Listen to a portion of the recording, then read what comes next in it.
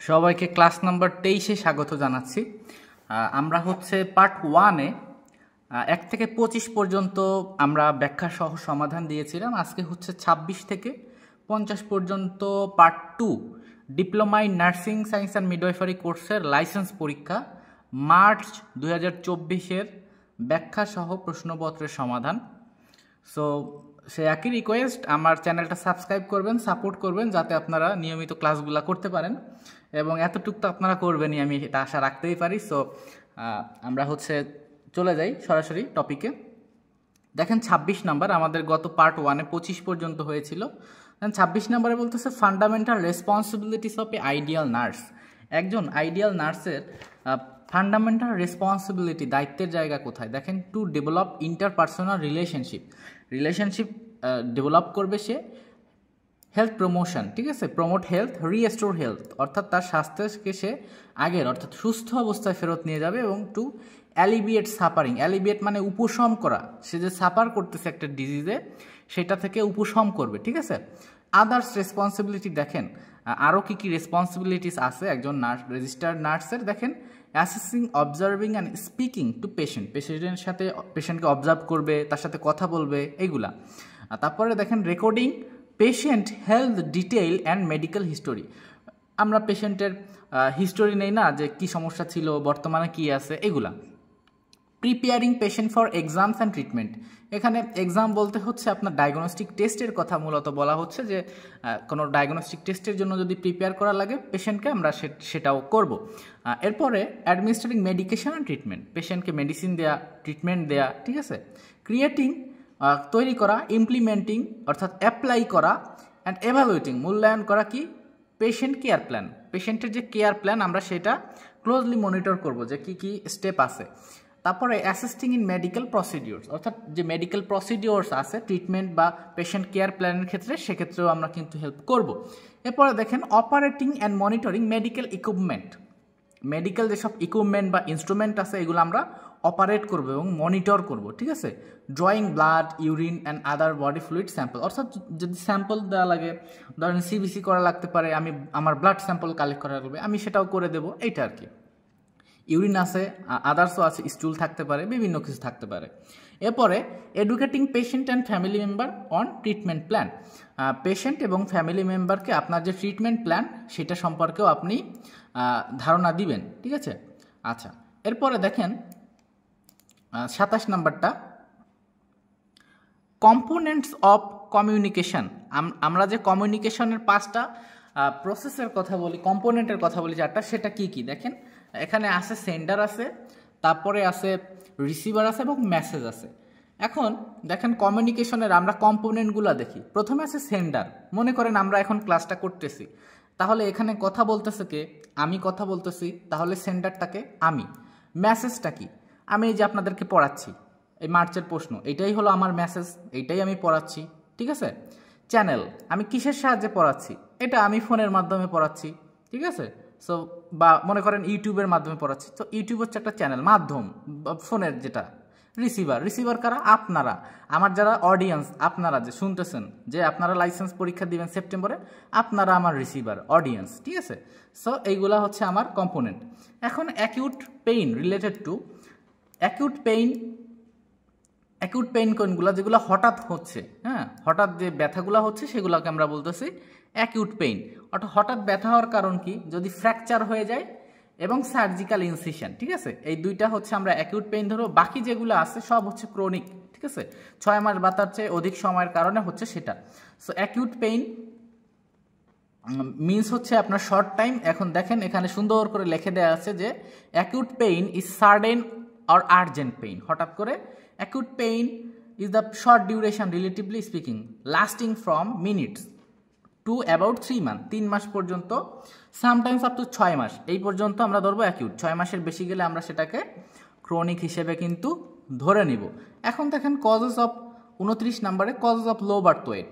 Low birth weight অর্থাৎ বাচ্চা জন্মের সময় তার ওজন কমে যাচ্ছে 2 কেজির নিচে যদি হয়, আমরা সেটাকে বলি লো বার্থ ওয়েট। এবং এইটার কারণটা কি? দেখেন প্রভার্টি, তারপরে আর্লি ম্যারেজ এবং ম্যালনারিশড মাদার, অপুষ্টিকর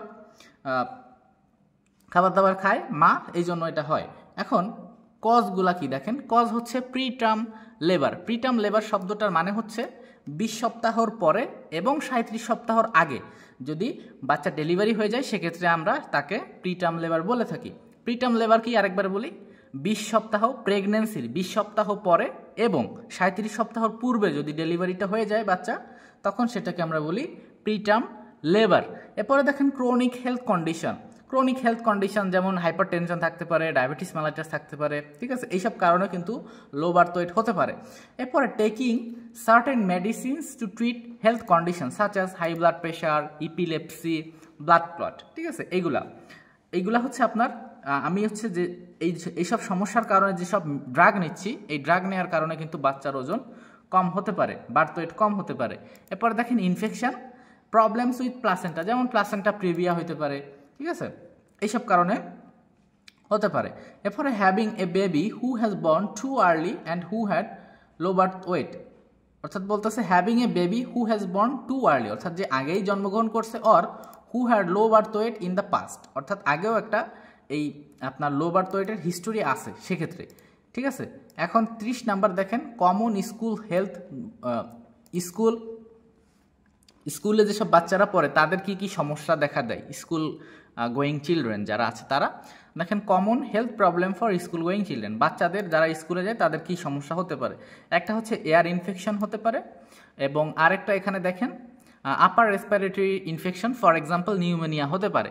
সো এই দুইটা হলো আমার কমন স্কুল হেলথ প্রবলেম। এবং আরও কিছু লেখা আছে, নোট দিয়ে দেখেন, malnutrition, infectious disease, intestinal Parasite, for example কৃমি যেটা হেলমিনথে দেওয়া হয়, হুকওয়ার্ম দিয়ে ম্যাক্সিমামলি হয় এটা, ঠিক আছে, এবং এটা কিন্তু একটা কমিউনিকেবল ডিজিজ, ঠিক আছে, হুকওয়ার্ম যেটাই বলেন কৃমি, এটা কিন্তু কমিউনিকেবল ডিজিজের মধ্যে ধরা হয়। তারপরে ডিজিজ অফ স্কিন ইনফেকশন হইতে পারে, তারপরে আই কনজাংটিভাইটিস, ঠিক আছে, এয়ার অটাইটিস মিডিয়া, এই সমস্তগুলো, ডেন্টাল ক্যারিস, তাতে পোকা লাগতে পারে, এগুলা। সো এগুলা হচ্ছে আমার কমন স্কুল হেলথ প্রবলেম বাচ্চাদের। এখন 31 নাম্বার দেখেন সাবস্ট্যান্স অ্যাবিউজ, অর্থাৎ সাবস্ট্যান্স অ্যাবিউজ বলতে আমরা বুঝতেছি যে কোনো একটা বস্তুর অপব্যবহার, ঠিক আছে, যেমন ঘুমের ওষুধ থেকে কিন্তু নেশা করা যায়। সো ওইটা আমি কি বলে কিনলাম যে ঘুমের ওষুধ, কিন্তু পরে ওটাতে নেশা করলাম, তাই না, এটা কেন, কি কারণ দেখেন। প্রথমে হচ্ছে লো সেলফ এস্টিম, অর্থাৎ মানে নিজের উপর বিশ্বাস কম, সেলফ এস্টিম কম। পরে লো ফ্রাস্ট্রেশন টলারেন্স, সে হচ্ছে বেশি ফ্রাস্ট্রেশন টলারেন্স করতে পারবে না, বেশি সহ্য করতে পারবে না সেটা, ঠিক আছে, এটা হচ্ছে আপনার কন্ট্রিবিউটিং ফ্যাক্টর। এবং নিচে দেখেন আরও কিছু রিস্ক ফ্যাক্টর লেখা আছে, যেমন family history of substance abuse, আপনার ফ্যামিলির আরও কেউ সাবস্ট্যান্স অ্যাবিউজ করে বা নেশা করে ধরে নিলাম। Favourable parental attitudes toward the behaviour, আপনি নেশা করতেছেন, আপনার মা বাবা আপনাকে কিছু বলতেছে না। পোর প্যারেন্টাল মনিটরিং, আপনার মা আপনাকে ঠিকঠাক মতো দেখে না, আপনি কোথায় যাচ্ছেন, কি করছেন, কি খাচ্ছেন, কিছু দেখে না। প্যারেন্টাল সাবস্ট্যান্স, অর্থাৎ আপনার মা বাবা নিজেরাই তো নেশা করতেছে, এটা। ফ্যাক্টরস সাচ অ্যাজ পির প্রেশার, অর্থাৎ আপনার বন্ধু বান্ধবের যে প্রেশার, বন্ধু বান্ধব সেও খাইতেছে, আপনাকেও খাওয়ার জন্য প্রপোজাল দিতেছে। ফিজিক্যাল সেক্সুয়াল অ্যাবিউজ এবং স্ট্রেসের কারণেও কিন্তু এই সাবস্ট্যান্স অ্যাবিউজগুলো হয়ে থাকে। সো এগুলা হচ্ছে আমার হাই রিস্ক। এবং এখানে দেখেন নার্কোটিক অ্যানালজেসিক, আমরা নার্কোটিক নন নার্কোটিক দুইটাই জানবো।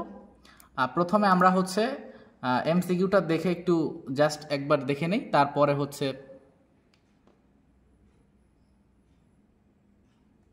আচ্ছা দেখেন প্রথমে নন নার্কোটিক অ্যানালজেসিকের মধ্যে আছে এনএসএআইডি, যেটা non steroidal anti inflammatory drug, acetyl salicylic acid বা অ্যাসপিরিন বলে আরেক কথা, এবং অ্যাসিটামিনোফেন, যেটা কিন্তু প্যারাসিটামল। আমার দেখেন ঘুরাই দিছে কিন্তু প্রশ্ন, সোজাগুলা দেয় নাই।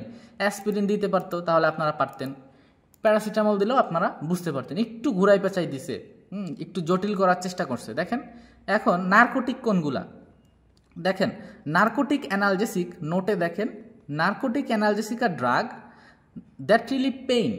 নার্কোটিক অ্যানালজেসিক মানে কি, পেইন কিলার, তো যেগুলো পেইন রিলিভ করে, ব্যথা কমায়, কিভাবে, বাই বাইন্ডিং টু অপিওইড রিসিপ্টরের সাথে বাইন্ড করে।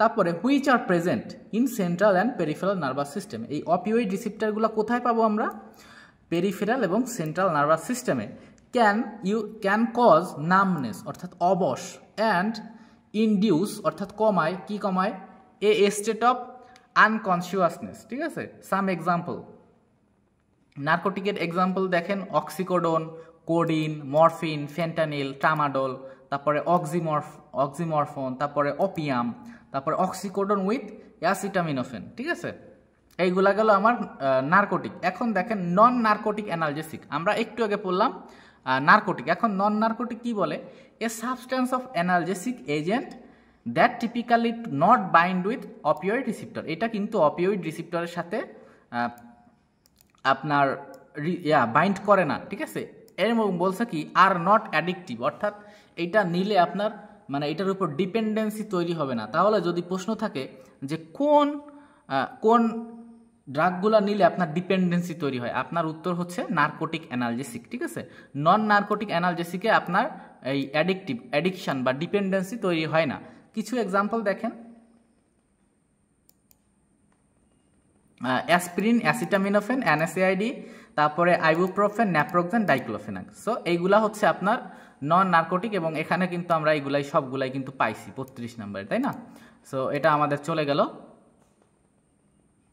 এরপরে 33 নাম্বার দেখেন সেমি লিউনার ভালভস, অর্থাৎ ওয়ান ওয়ে ভালভ বলা হয় যেটা, এইটা ব্লাড ফ্লো এক পাশ দিয়ে ব্লাড যাবে কিন্তু ওখান দিয়ে আর ব্যাক ফ্লো অর্থাৎ ব্যাক আসবে না। সেটা কি কি আছে, পালমোনারি ভালভ আছে এবং অ্যাওটিক ভালভ আছে। এই দুইটা আপনারা মুখস্থ রাখবেন। এটাকে আমরা বলতেছি semi lunar valve of the heart. ঠিক আছে, এটা আর বললাম না, এটা যেহেতু সোজা। 34 major causes of neonatal death, neonate যে মারা যাচ্ছে এটার কারণটা কি, মেজর কজগুলা কি কি। ঠিক আছে, সো দেখেন প্রথমে হচ্ছে বার্থ ইনজুরি। ঠিক আছে, জন্মের সময় ইনজুরি হচ্ছে, তারপরে নিওনেটাল জন্ডিসের কারণে, এবং এখানে আরেকটা আছে হচ্ছে বার্থ অ্যাসফিক্সিয়া। ঠিক আছে, এই বার্থ অ্যাসফিক্সিয়ার কারণে, এই তিনটা কারণে মূলত নিওনেট ডেথ হচ্ছে, এবং লাস্টে আছে ইপিলেপসি, এটা হয় না। ঠিক আছে, সো আর বাদ বাকিগুলা দেখেন আরও নোটের মধ্যে মেজর কজগুলো দেওয়া আছে, প্রিটার্ম লেবার, তারপরে ইনফেকশন, বার্থ অ্যাসফিক্সিয়া, মিউকোনিয়াম অ্যাসপাইরেশন, তারপরে RDS যেটা, তারপরে কনজেনিটাল ম্যালফরমেশন। এইগুলা হচ্ছে আপনার নিওনেটাল ডেথের আদার্স যে কজ আছে সেইগুলা। ঠিক আছে, এখন দেখেন সাইন্স অফ হেমোরেজিক শক, অর্থাৎ হেমোরেজ অর্থাৎ এক্সেসিভ ব্লিডিং হওয়ার কারণে যদি পেশেন্ট শকে চলে যায় তাহলে আপনি কি কি লক্ষণগুলো দেখতে পাবেন। হ্যাঁ, সেটা দেখেন। প্রথমে হচ্ছে প্যালোর অর্থাৎ ফ্যাকাশে হয়ে যাবে তার বডিটা, লো ব্লাড প্রেশার পাবেন এবং র্যাপিড পালস, থ্রেড পালস পাবেন। হ্যাঁ, পালস রেটটা বেড়ে যাবে, এই সাইনগুলো আপনি দেখতে পাবেন। তাহলে হেমোরেজিক শক আমি বলে দিলাম কি, দেখেন সেই একই কথা বলা আছে। কারণটা কি, কারণটা হচ্ছে এক্সেসিভ হচ্ছে ইন্টারনাল আর এক্সটার্নাল ব্লিডিং এর কারণে হচ্ছে, তাই না? এবং এখানে দেখেন haemorrhagic shock life threatening and needs treated medical emergency হিসেবে ধরা হয়। এখন আদার্স আপনার সাইন সিমটমগুলো কি কি দেখেন, ব্লু লিপস আর ফিঙ্গার নেলস, আপনার লিপটা এবং ফিঙ্গার নেইলটা নীল হয়ে যাবে, লো অর নো ইউরিন আউটপুট কমে যাবে, এক্সেসিভ সোয়েটিং অতিরিক্ত ঘাম হবে, শ্যালো ব্রিদিং অগভীর শ্বাস প্রশ্বাস যেটা, ডিজিনেস বা লস অফ কনসিয়াসনেস অজ্ঞান হয়ে যেতে পারে, পেশেন্ট কনফিউজ থাকতে পারে, চেস্ট পেইন তার বুকে ব্যথা হতে পারে, লো ব্লাড প্রেশার হতে পারে, তারপরে র্যাপিড হার্ট রেট যেটা আমরা উপরে দেখলাম অপশন, এবং অ্যাংজাইটি দুশ্চিন্তা। এগুলা আপনার হচ্ছে সাইন সিমটম অফ হেমোরেজিক শক। চলে গেল।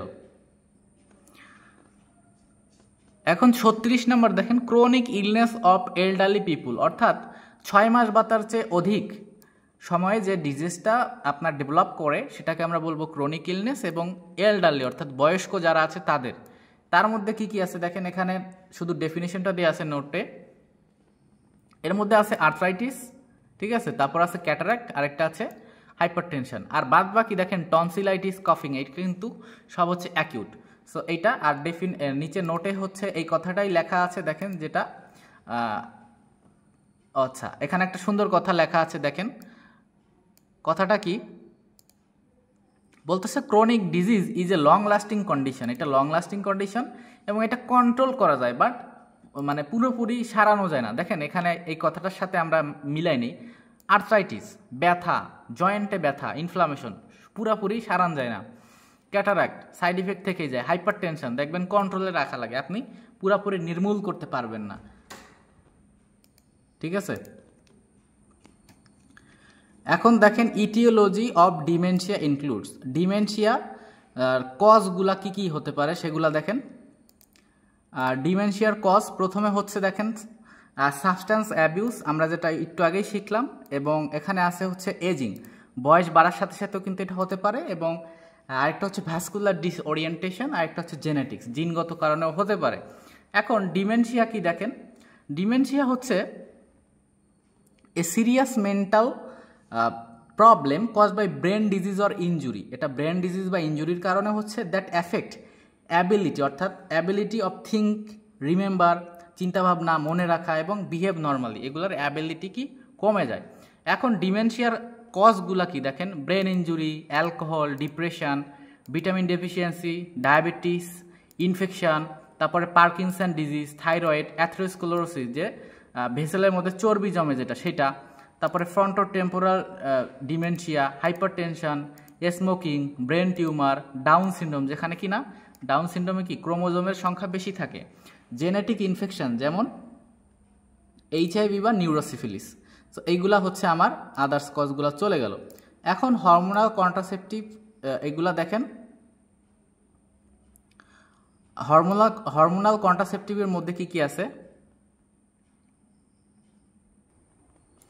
দেখেন। প্রথমে বলতেছে কপার টি, তারপরে নরপ্ল্যান্ট, আইইউসিডি, এবং হচ্ছে কন্ডোম আছে এবং ওরাল পিল আছে। সো এখানে আপনার আসবে ওরাল পিল এবং লাস্টে এবং বি নাম্বারটা হচ্ছে নরপ্ল্যান্ট। ঠিক আছে, এবং আদার্স কি বলছে, হরমোনাল কন্ট্রাসেপটিভ কন্টেইন ইস্ট্রোজেন এবং প্রজেস্টেরন থাকে, এবং এটা প্রিভেন্ট করে ব্লকিং কিসের সাহায্যে, যে release of eggs from ovaries, এটার সাহায্যে প্রেগনেন্সিটা প্রিভেন্ট করে। এখন oxygenated blood, oxygenated blood carry হচ্ছে, oxygenated blood carried out from the heart, কীভাবে, একটা হচ্ছে পালমোনারি ভেইন থেকে আর একটা হচ্ছে অ্যাওর্টা থেকে। ঠিক আছে, এটা থেকে আমার অক্সিজেনেটেড ব্লাড ক্যারি করতেছে, এবং নোটে দেওয়া আছে যে লেফট ভেন্ট্রিকল পাম্প করে oxygen rich blood through aortic valve, তারপরে অ্যাওর্টাতে যায়, তারপরে the main artery takes oxygen rich blood out from the rest of the body.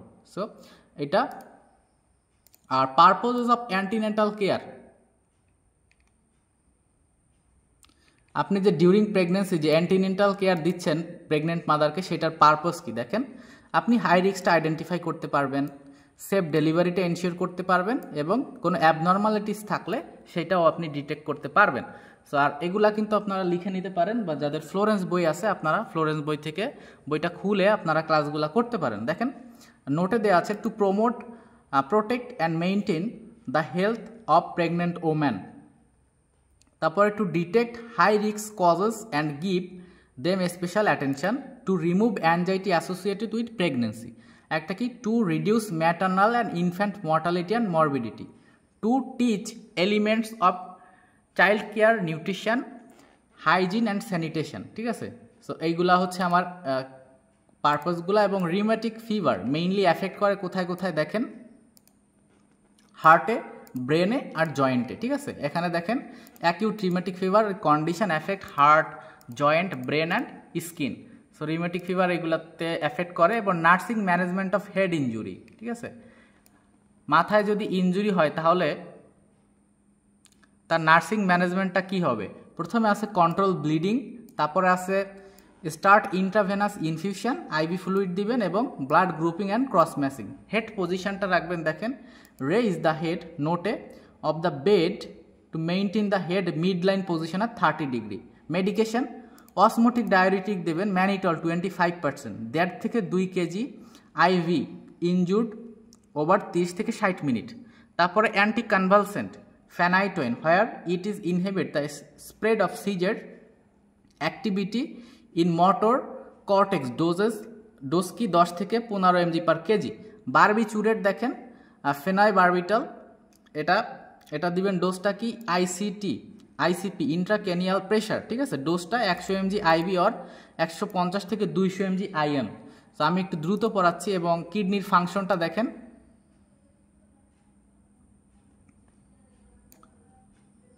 আচ্ছা, কিডনির ফাংশনটা দেখেন, formation of urine, maintain of blood pressure আর ওয়াটার অ্যান্ড ইলেকট্রোলাইট ব্যালেন্স, এটা মেইনটেন করে আমার কিডনি। এবং বাদ বাকিগুলা দেখেন খুবই ইজি, আপনারা এটা পড়লেও কিন্তু পারবেন। স্ক্রিনশট নিয়ে আপনারা এটা লিখে নিতে পারেন। নার্সিং প্রসেসের বেনিফিট কোনগুলা? নার্সিং প্রসেসের বেনিফিট হচ্ছে prepare a nursing care plan, help the community of care, improve patient condition আর মেইনটেন রেকর্ড। এইগুলো হচ্ছে আমার নার্সিং প্রসেসের বেনিফিট। এবং এখানে দেখেন যেগুলো আছে সবগুলাই সোজা, আপনারা নিজেরাও কিন্তু এটা পারবেন। ঠিক আছে, এখন 46 নাম্বারটা দেখেন, a patient develop anaphylactic reaction. Morphine দেওয়ার পরে অ্যানাফাইলেকটিক রিয়াকশন হয়েছে, এখন আপনি কি করবেন একজন নার্স হিসেবে? ঠিক আছে, প্রথমে হচ্ছে অ্যাডমিনিস্টার অক্সিজেন, তারপরে ডকুমেন্ট দ্য ইভেন্ট, আপনি কখন দিলেন এবং ক্লায়েন্টের রেসপন্সটা কি, এবং quickly assess the patient respiratory status. ঠিক আছে, সো এটা আপনি পেশেন্টের রেসপাইরেটরি স্ট্যাটাসটা আপনি মেনটেন করবেন। তারপরে দেখেন পার্টোগ্রাফ, কম্পোনেন্টস অফ পার্টোগ্রাফ কি কি আছে? ফ্যাটাল হার্ট রেট আছে, সার্ভিক্যাল ডাইলেটেশন এবং ডিসেন্ট অফ দ্য হেড, এবং বাদ বাকি যে কম্পোনেন্ট আছে সেগুলোও কিন্তু এখানে সুন্দর করে দেয়া আছে। এখন লাস্টেরটা দেখেন ডিগক্সিন টক্সিসিটি। ডিগক্সিন টক্সিসিটিতে এই সাইডে দেখেন, ডিগক্সিন টক্সিসিটিতে কি ফাইন্ডিং পাবেন আপনি? ডিগক্সিন দেওয়ার পরে যদি টক্সিসিটি হয়ে যায় কি কি সাইন সিমটম দেখতে পাবেন? ট্রিমর পাবেন, ব্লাড ভিশন পাবেন, নশিয়া এবং ভমিটিং পাবেন। ঠিক আছে, এই তিনটা সাইন সিমটম পাবেন ডিগক্সিন দেওয়ার পরে যদি টক্সিসিটি হয়, এই ক্লিনিক্যাল ফিচারগুলো দেখতে পাবেন। সো আর বাদ বাকি যেগুলো আছে এগুলো আপনারা দেখে নেবেন, আপনারা পারবেন, সব সোজা। সো আজকের ক্লাস এখানে শেষ করতেছি। ভালো লাগলে অবশ্যই বন্ধুদের মাঝে শেয়ার করবেন এবং আমার চ্যানেলটা সাবস্ক্রাইব করে আমাকে সাপোর্ট করবেন। সো পরবর্তী পার্ট 3-র জন্য সবাই অপেক্ষা করুন এবং সবাই সেই পর্যন্ত ভালো থাকবেন। এবং সাবস্ক্রাইব করার রিকোয়েস্টও থাকবে, অবশ্যই সাবস্ক্রাইব করবেন। সো পরবর্তী ক্লাস পর্যন্ত সকলে ভালো থাকবেন, ধন্যবাদ।